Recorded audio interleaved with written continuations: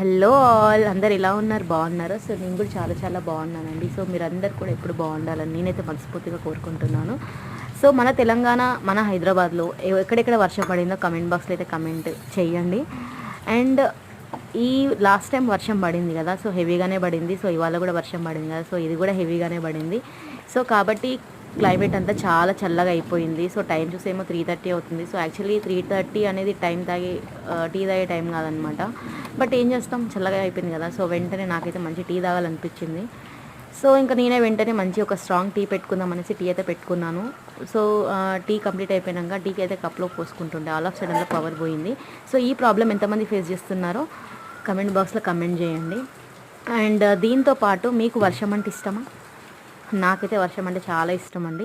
So ఎంతమందికి ఇష్టమో comment బాక్స్లో కమెంట్ చేసేయండి. అండ్ ఎక్కడెక్కడ వర్షం పడిందో అని కూడా కమెంట్ చేయండి. Bye bye.